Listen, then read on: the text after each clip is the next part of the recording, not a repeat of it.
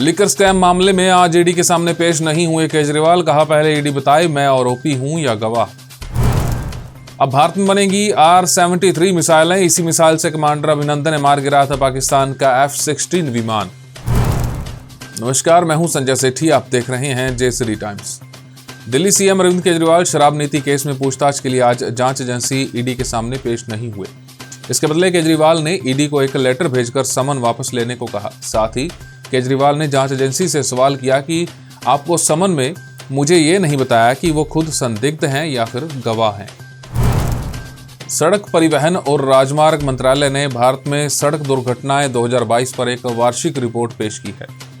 Report के मुताबिक हर घंटे में 53 सड़क हादसे हुए और हर घंटे में 19 लोगों की सड़क हादसों में मौत हुई। इनमें सीट बेल्ट और हेलमेट का इस्तेमाल न करने वालों की संख्या सबसे ज्यादा रही। हरियाणा के रोहतक से हत्या का सनसनीखेज मामला सामने आया है, जहां एक बेटे ने पीट कर अपनी ही मां का मर्डर कर दिया।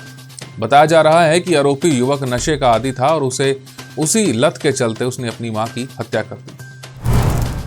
फाइटर पायलट अभिनंदन वर्धमान ने जिस R-73 मिसाइल से पाकिस्तानी F-16 फाइटर जेट को गिराया था, अब वो भारत में ही बनने जा रही है।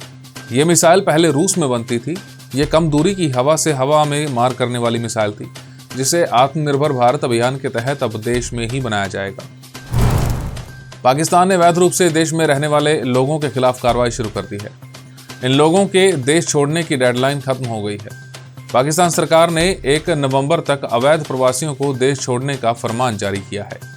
पाकिस्तान में बड़ी संख्या में अफगानी नागरिक रह रहे हैं, जिनकी संख्या करीब 17 लाख है। अपनी इकोनॉमी को बूस्ट करने के लिए थाईलैंड ने भारत और ताइवान के नागरिकों के लिए वीजा फ्री एंट्री का ऐलान किया है। भारतीय लोग 10 नवंबर 2023 से 10 मई 2024 तक बिना वीजा के थाईलैंड जा सकते हैं और 30 दिनों तक वहां रुक सकते हैं। गाजा पट्टी में इजरायली हमलों में नागरिकों की मौत के विरोध में जॉर्डन ने अपने राजदूत को वापस बुला लिया है।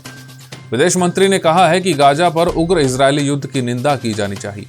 इजरायल निर्दोष लोगों को मार रहा है और एक मानवीय तबाही का कारण बन रहा है। अंतर्राष्ट्रीय ख्याति प्राप्त वैज्ञानिक और जननायक चौधरी देवीलाल विद्यापीठ सिरसा के महानिदेशक डॉक्टर कुलदीप सिंह ढींढसा ने बताया कि धान और बाजरा की खरीद सुचारू रूप से शुरू हो गई है। इस हफ्ते के अंत तक 577.46 लाख क्विंटल बासमती और गैर बासमती धान की खरीद की जा चुकी है और 40.48 लाख क्विंटल बाजरे की भी खरीद की जा चुकी है। डॉक्टर ढींढसा ने आगे बताया कि इस वर्ष धान की खरीद पिछले वर्ष से 17 लाख क्विंटल ज्यादा की गई है। अब बात आज के इतिहास की।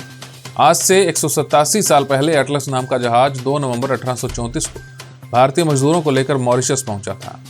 इसकी याद में वहां 2 नवंबर अप्रवासी दिवस के रूप में मनाया जाता है। मॉरिशस आज जो है, उसका बड़ा श्रेय वहां गए भारतीय मजदूरों को जाता है। उन्होंने अपनी मेहनत से इस देश को नई पहचान दी है। एटलस से जो मजदूर मॉरिशस पहुंचे थे, उनमें 80% तक बिहार से थे।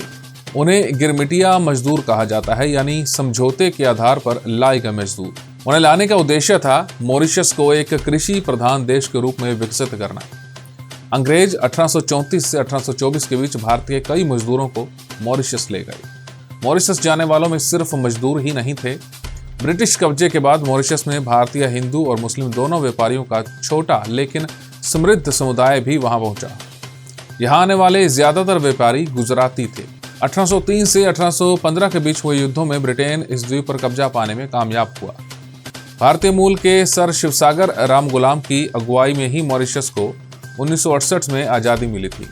राष्ट्रमंडल के तहत 1992 में मॉरिशस एक रिपब्लिक राष्ट्र बना। हमारी इस खास पेशकश में फिलहाल इतना ही।